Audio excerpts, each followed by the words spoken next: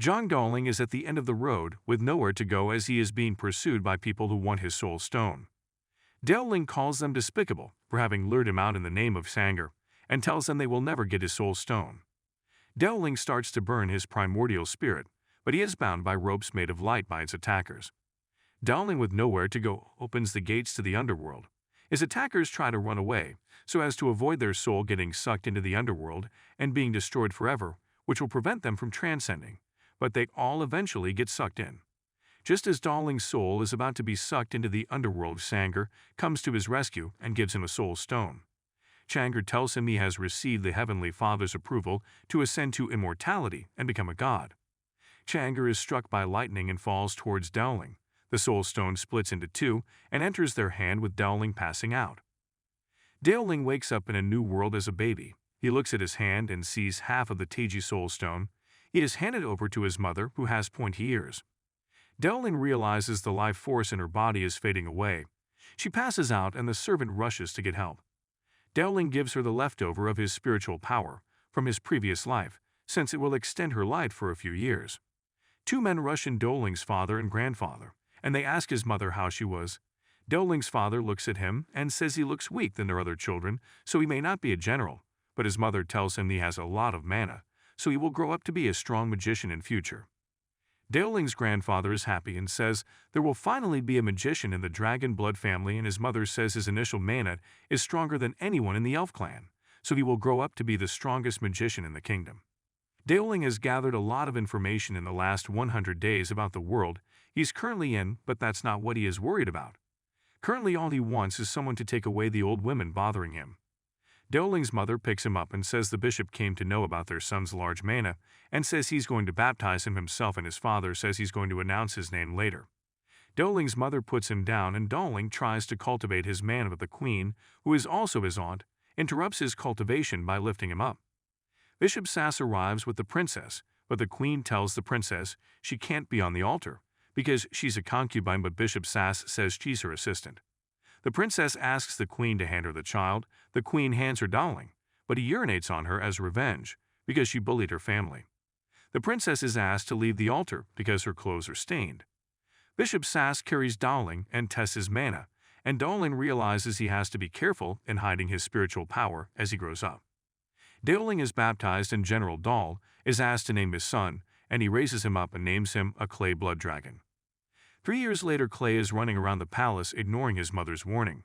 While running around, he hears some noise and he goes to take a look, and he sees the fifth prince and two boys bullying two young girls, while calling them hybrids. Clay shouts at them, telling them to stop bullying the girls, but the prince said it was none of his concern, and that he should leave, but Clay ignores them and goes to help the girls. The fifth prince, angry that Clay ignored him, grabs him by the collar and throws him away, but Clay lands on his feet thanks to his physical training. The prince tells the boys to teach Clay a lesson, but Clay uses his magic to summon vines. The boys are scared seeing Clay use a high-level magic, but the prince gets angry and tries to kill the girls. Clay recalls a memory from his previous life. Meanwhile, the remaining boys shoot arrows at him. Clay, sensing their murderous intent, magically creates a shield, but he says he doesn't want to cause trouble and disperses his Taiji ki field, making the arrows hit him. The boys celebrate thinking they've killed Clay, but he stands up holding the arrows and uses his wood spiritual technique to grab them. One of the boys, realizing the vines are poisonous, shouts for help. Dowling's mother hears screams and goes towards it and sees Clay hitting one of the boys with his thunder palm, which makes her wonder when he acquired such powerful magic. Clay passes out due to his Kai being exhausted. Clay wakes up to his mother asking him if he was okay. She asks him when he learned third-level magic instant casting. Clay asks her if she healed the boys, and she says yes, but she couldn't heal the boys struck by lightning. Clay asks if their family is in trouble, but his mother tells him they're going to be okay.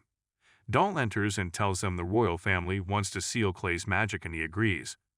Ilya disagrees with Clay's magic being sealed, but teacher Clara tells her they are only sealing a part of his magic, because his magic is too strong for his age. Clay agrees to his magic being sealed, and they go to the palace, but his parents are not allowed to enter. Clara asks Clay to lie down on the stone platform and take a nap if he feels sleepy. They start to seal Clay's magic, but he suddenly starts to feel pain, and he looks up and sees Sass, who uses a dark magic on him, making him shout out in pain. Clay is trapped in his body, bound by chains. Ilya shouts at Clara, saying it is all his fault that Clay is not waking up, but the king calms her down, saying Doll is already negotiating with the Stoneheart family. The king hits the little girls, blaming them for Clay's condition, and asks Ilya to kill them if Clay doesn't wake up, but she says it's not their fault. Clay breaks the seal on him using his supreme ultimate spirit skill and wakes up in Ilya's hands. Clara is surprised Clay was able to break the seal and asks him how he did it, but he lies, saying the girl's prayers brought him back. Ilya asks Clara to break Clay's seal, but he says he can't and says Clay would still be able to use third-level magic.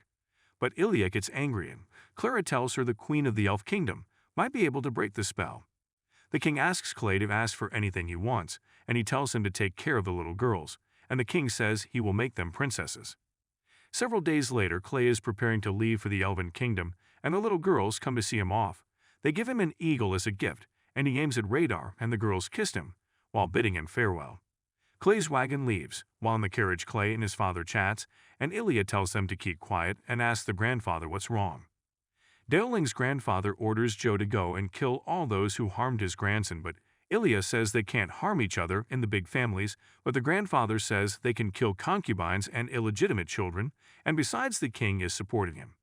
The king stands on the castle walls and says he will see Clay again. Clay links Radar's soul with an orb, and when his grandfather asks what he did to the eagle, he shows him the orb, which shows whatever Radar sees. Clay also shows him the magic healing potion he made, and his grandfather hugs him, calling him the pride of the dragonologists. Clay sees something through and tells his dad to stop their convoy since something is fighting up ahead. Ilya says they must be level 7 wraiths, so they should take shelter in the town up ahead. Clay says to himself that his mother is right about them hiding in the town up ahead, but she's wrong about the creatures being wraiths. Instead, they are level 9 creatures, and he says he must go check it out. At night, Clay casts a sleeping spell on his mom and summons Everlasting Golden Lotus and rides it to go and see the creatures fight. Clay gets to the fight scene and hides behind a bush and sees a 9-headed Hydra and an earth bear fighting. The earth bear is bitten by the Hydra, and Clay realizes the bear has not matured, so it does not have light armor. Clay uses telepathy to ask the bear if it needs help, but it tells him it does not need a human to help him. The bear gets bitten by the Hydra again, and Clay tells it to become his familiar, and he will help him defeat the Hydra, but asks the bear to promise him. The bear agrees, and Clay seals the deal with his magic and tells the bear to wait for his order. Clay asks the bear to blast the Hydra with its Beast King Howl bomb. Clay pours health potion on the bear, which recovers its wound and mana. The bear's light armor came on and it blasts the Hydra with its Beast King Howl bomb, killing it. The bear calls Clay a brat, and Clay tells him how dared he call him a brat, and the bear apologizes, calling him its master. Clay calls the bear stupid, but it tells him its name is Gage Pierre, but Clay says the name is too long and says he will call him Pippi. Clay tells Pippi to grow small in size, and it does.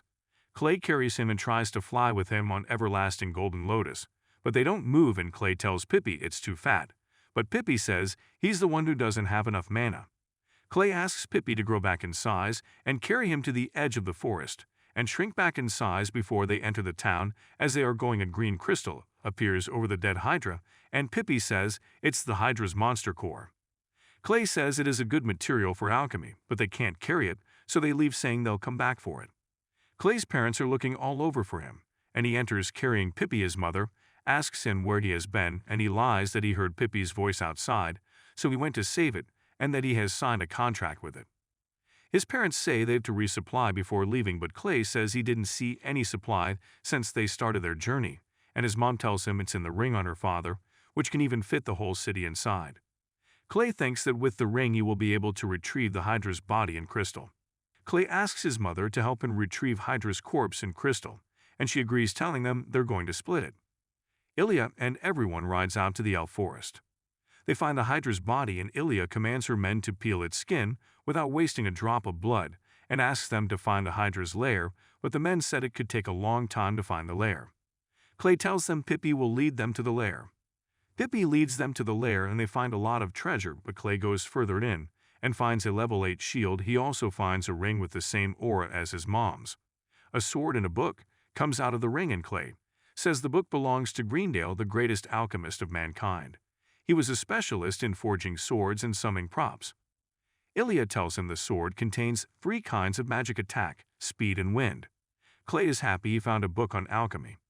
Ilya absorbs the treasures into her ring and says she's going to give half of the treasures to the element's elf empress, and says she might be able to remove Clay's seal, but Clay says his seal will soon be broken, and that he has to think of something soon for him and his mother's sake. Few days later, Clay and his mother arrive at the elf city, and they are greeted by the queen and other elves. The queen hugs Ilya and tells her she misses her. Ilya tells Clay to hug his grandma, but the queen hugs him tightly and kisses him. The queen examines Clay and bursts out in anger, and says she will not let the archbishop go free. The queen says she will go to the elf empress, and she says even in the worst-case scenario, she will teach Clay to become a great alchemist. The queen tells Clay she can do level 12 magic, but the empress can do level 15 magic, which surprises Clay.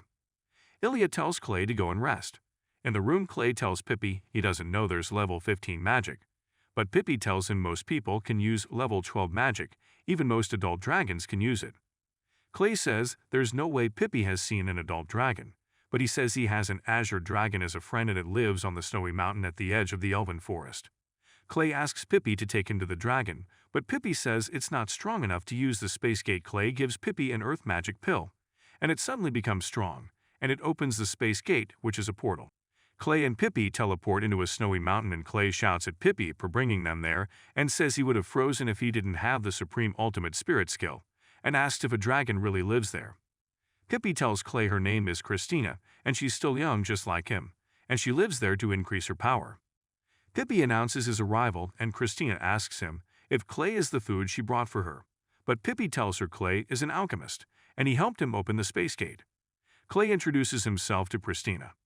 Christina apologizes and says if he's a friend of Pippi, he's also her friend, but he should not touch her treasures. She asks why they came, and Pippi says Clay is curious about dragons, so she should tell him about Dragon Island. Christina tells him all about Dragon Island. She then asks Clay how he improved Pippi's strength, and tell him if he can increase her strength she will reward him, but he mustn't touch her treasures. Clay asks what her attributes are, and she says she's a water-type dragon. Clay gives her a water elixir, and she rewards him with one of her dragon scales, which has teleportation magic, and tells him how he will use it. Clay thanks Tina, then him and Pippi teleports back to their room. The elf queen enters the room and tells Clay even the elemental empress can't break the seal, but she said when he grows up she's going to let him sign a contract with a powerful elemental spirit. But Clay says he's planning to break the seal himself. The queen tells Clay that she's got to make the best alchemist in the world, and takes him to the elven royal family's alchemy room, which contains scrolls, magic items, weapons, and potions. Clay sees a scroll and asks the queen what it is. She tells him it's the lost weapon of the elven god, a magic staff that can automatically generate magical elements. Clay asks if the elemental empress will reward him if he makes an exact type of wand, but the queen tells him he has to master the 5 elements, and it might even take him 10 years to master 2 elements, but Clay says he will master all elements in 5 years. Clay says he has a new goal: he will surpass the blessing of the mage god. 3 years later, Clay and Pippi are testing the power of Clay's latest invention, and it was successful, but Clay doesn't think it's good enough. One of the guards informs Clay that the queen is looking for him, and he rushes to go see her. Clay stumbles on the blessing of the mage god, and he wonders how it can hold the 5 elements at once, and if it's even real, but the queen tells him it's real, and also informs him that him and Ilya are returning to Storm City, since there's nothing she can teach him again, and besides he has to attend magic school. Clay and Ilya return to Storm City. At Storm City Royal Palace magic training ground, Princess Stoneheart, some third Prince Razet, is fighting a wolf, but he fails to defeat it. The Archbishop tells him Clay is returning to Storm City, and if he wants to kill him, he does it outside the city. While Clay and Pippi are returning to Storm City, they see a girl arguing with 2 men, and Clay quickly realizes the girl is Shanger.